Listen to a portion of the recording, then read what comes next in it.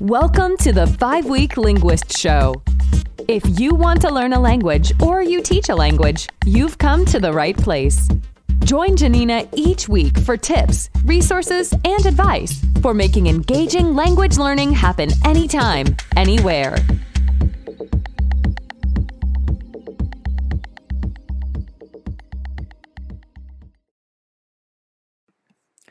Welcome to the Five-week Linguist Show. This week we're going to talk about developing advanced level language. So the first thing that I want to say is that I sometimes see the names of levels sort of used in relation to each other. So beginner, intermediate, advanced. And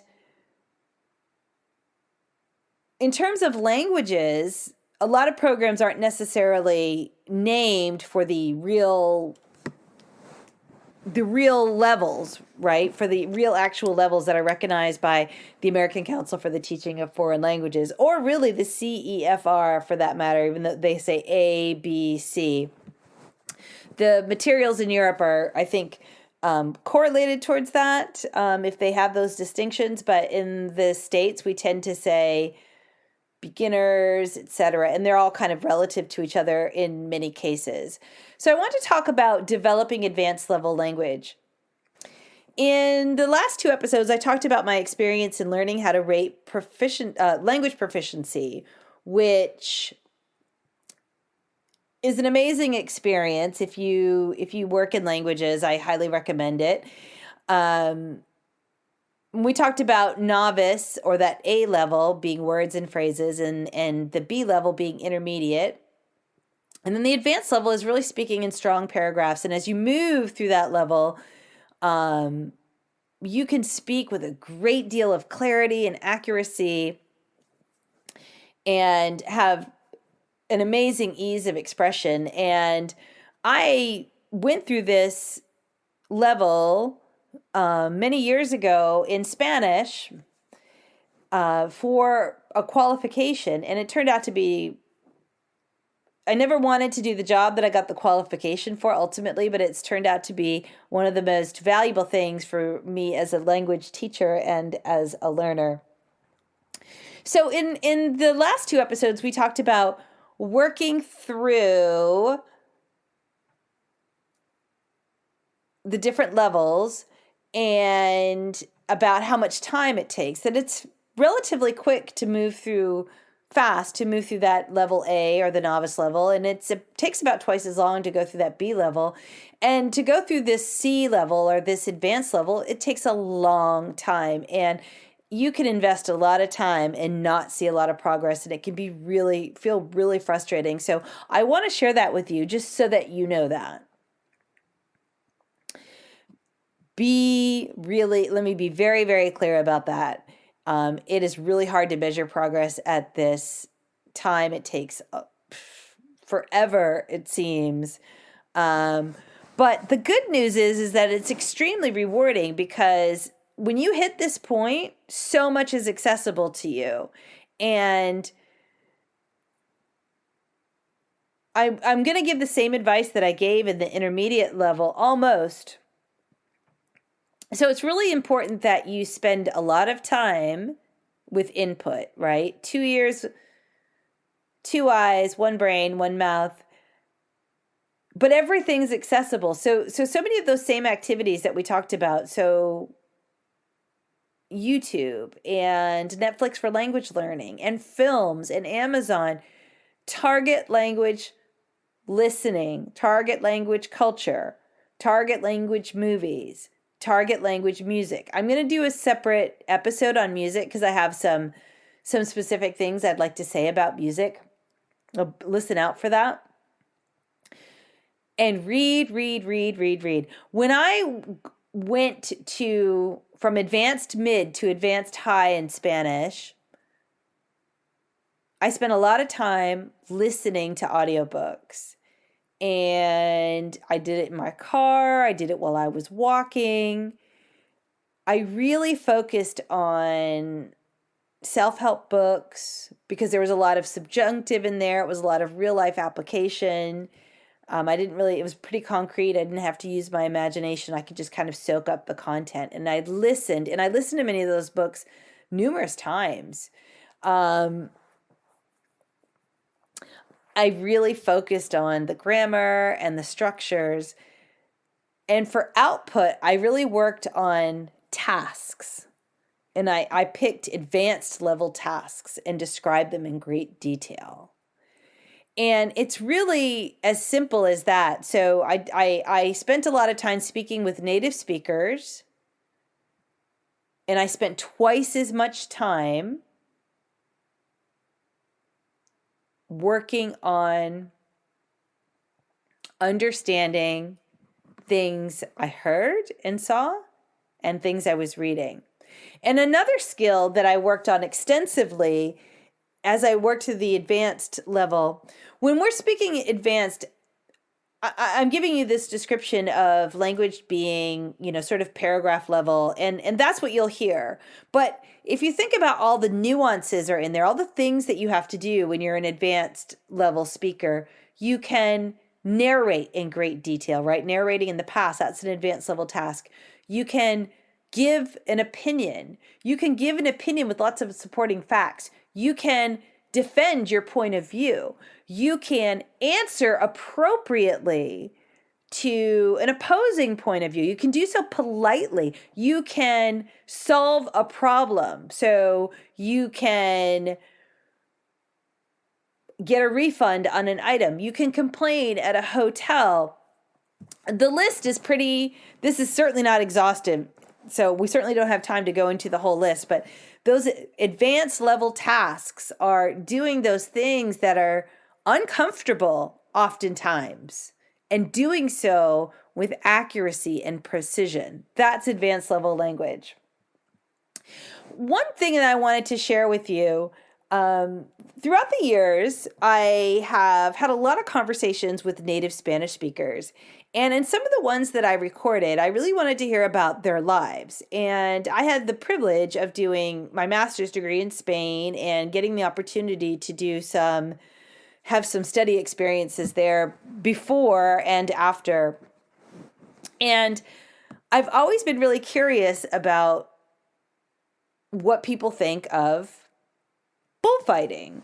So it's really interesting. If you look, you see, we sometimes see these sort of big C things, right? These big culture things where we see, for example, the beautiful folklorico dresses from Mexico, or we think that, everyone in France smokes, for example. We have these stereotypes about the little C, about the stuff that's every day, and then we have these sort of ideas of things we might see, bullfighting being one of them, or bulls, or these things that are really iconic of these cultures. What do people really think of them? As I used to think when I was a student. And so I've had a lot of conversations, and it's been really interesting. So what do you think of this? Would be kind of one of the questions that I would ask people. What do your parents think? What do the different generations think? And it's really interesting that for the most part, so many of the people that I've spoken to is like, people don't really like this sort of thing for the most part. There's parts of Spain that's outlawed it. There are huge investments in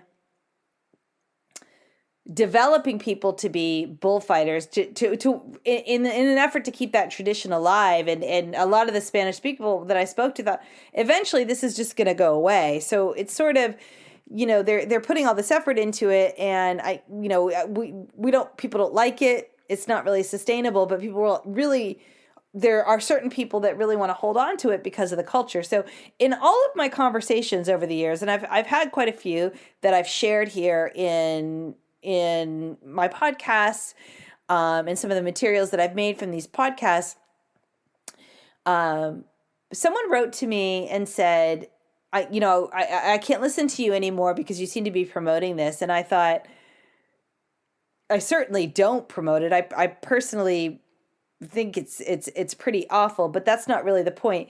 I thought of it as what I wanted to share here, this was part of the inspiration for this particular episode, that one of the things that we're learning when we learn advanced level language is about really getting into a topic and looking at both points of view and learning the language that it takes to really support your point of view.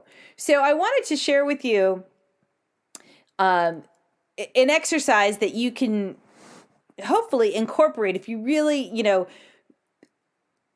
really want to move into that and through that advanced level to really be able to speak clearly at that paragraph level, accurately, and really being able to elaborate with details. And I want to use this what I just talked about, the tauromaquia, the corrida, as an example. And this, of course, works in any single language where there's going to be people are going to have strong opinions, including ourselves. So you kind of start with the question, right? Do you agree with this? And there's so many issues around the world on a daily basis and throughout history that we can use to do this exercise. So I've seen the exercise done, with, about immigration in different parts of the world. Should this be, should this have more limitations on it or not? They're really interesting explorations. Should people learn the majority language or not? Should people be bilingual or not? Is bilingual education good or not? This isn't, exclusive to Spanish, of course. So think about that. Something yes or no. Yes or no. And what you do is you look at different sides of the issue. So in the example, it was in some of the materials I have that talk about bullfighting, I have one that talks about it in a very simple way. This is what happens first, this happens next, etc. And then some of the other materials, people are really going into their opinion. So you might want to say something like that. So let's say, for example, you want to think about immigration. So you would take your target language and you would find the keyword for that and go and look for different sources. Find at least a couple. So one of your sources could even be just an article that just sort of reports on the situation, in an encyclopedia. This is how many people are immigrating every day or each year or whatever the case may be for your particular target language country. And then you find the keywords for opposed to that. And you read through or listen to both of them. It's great. Everyone's publishing online. This is really quite easy to find. And then you take your opinion and just write it out. And then go back to the sources and use it to just write out your opinion. And as you become more advanced and more fluent, you can even add in, arguing against a counter argument. So you can put in things from another argument. You can make a nice little sort of essay out of this. And even though that might not be very appealing to you, I think it's really, it might sound a little bit like school. It's really pretty powerful because it's the idea really is not to produce an essay. It's to be able to practice those advanced level tasks, right? So thinking about something that you have an opinion on and really developing what your ideas are and defending your ideas. And where the sources come in really handy is that you'll get a lot of perspectives and a lot of input, right? So we want to do twice as much input as output. It's an amazing activity. It's a great activity to do with an italki tutor. So you can just, my tutors have all been fantastic. So I might say, I want to talk about this. And, they send me an article and we have sort of we really develop our ideas. And the topics, the conversation topics on this are absolutely infinite. And as you're developing advanced level language, if that feels like too much for you, if you think, oh, I don't want to write an essay, I'm not at school, I don't want to do anything like that. I love with my italki tutors is to take some of those difficult questions that we just talked about. So here's another example. Does plastic surgery help or hurt? Help self-esteem, right? And then it can be like a yes or a no. So asking someone that question, your native speaker, your italki tutor, let's say you have a half an hour lesson, let them talk about it. And I would record the episode, and so I could go back and listen to it. And you will learn so much language. Not only you'll hear their opinion, because it doesn't matter whether they agree with you or not, you're going to hear lots of perspectives from a local. And the same goes for those other advanced level tasks that we talked about. So we talked about being able to support your opinion, right? Very clearly and accurately. Narrating in the past. So I would perhaps ask my italki tutor or native speaker, if I have someone in my life that I can practice with pretty regularly, to talk to me. Tell me about your childhood. Tell me about the best trip that you ever took. That's all going to be input that you can use when you're telling your story, right?